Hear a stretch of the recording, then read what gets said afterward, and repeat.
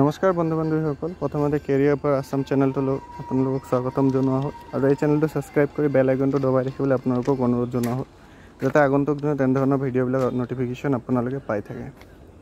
তো ইতিমধ্যে মামাই কেইদিনমান আগত লাইভত কৈছিল যে গ্ৰেড 3 গ্ৰেড 4 আৰু আসাম পুলিচৰ বা অসমত বিভিন্ন ধৰণৰ যিবিলাক এক্সাম আছিল সেইবিলাক APSC দৰে এক্সাম কণ্ডাক্ট কৰা হ'ব, প্ৰিলিমছ মেইনছ এণ্ড ভাইভা।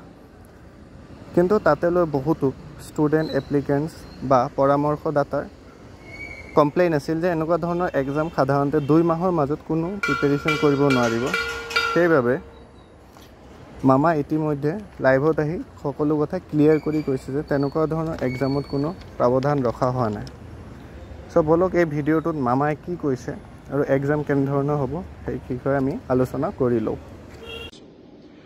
যোৱা পৰহি মই ফেচবুক লাইভত এটা কথা উল্লেখ কৰিছিলোঁ যে অসম চৰকাৰৰ তৃতীয় আৰু চতুৰ্থ শ্ৰেণীৰ যি পৰীক্ষা হ'ব তাত আমি লোকসেৱা আয়োগৰ আৰ্হিত প্ৰিলিমছ আৰু মেইনছ আমি অনুষ্ঠিত কৰিম।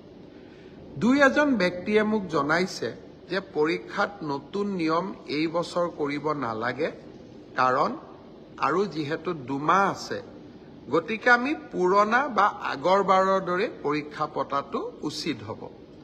আমাৰ চৰকাৰখনে সদায় ৰাইজৰ কথা শুনিবৰ বাবে চেষ্টা কৰে, কাৰণ আমি বিশ্বাস কৰোঁ লাও যেনেকৈ পাতৰ তলত থাকে চৰকাৰো ৰাইজৰ তলত থাকে, ৰাইজৰ ঊৰ্ধত নহয়।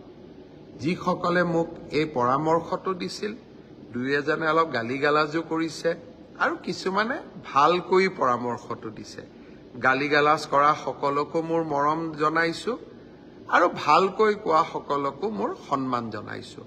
আপোনালোকৰ পৰামৰ্শ অহা 2-3 দিনত আমি বিবেচনা কৰিম আৰু যিহেতু পৰামৰ্শটোত মেৰিট আছে যে হয় 2 মাহ থাকোঁতে পৰীক্ষাৰ পেটাৰ্ণ এটা সলনি কৰিব নালাগে, বিষয়টো আমি ডেফিনেটলি আমি বিবেচনা কৰি অহা 2-3 দিনতে আপোনালোকক ইয়াৰ সিদ্ধান্তৰ বিষয়ে মই অৱগত কৰিম।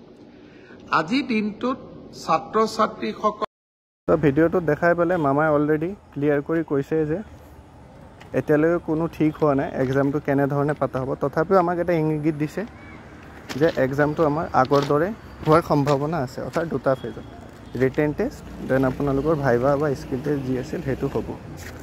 চ' এইখিনি আছিল আজিৰ ভিডিঅ'টো। আপোনালোকে নিজৰ প্ৰস্তুতি চলাই যাওক আৰু এক্সামলৈ ভয় খাই একো লাভ নাই। চ' চেনেলটো ছাবস্ক্ৰাইব কৰি দিব, বেল আইকনটো দবাই দিব আৰু ভিডিঅ'টো শ্বেয়াৰ কৰি লাইক কৰি দিব। ধন্যবাদ।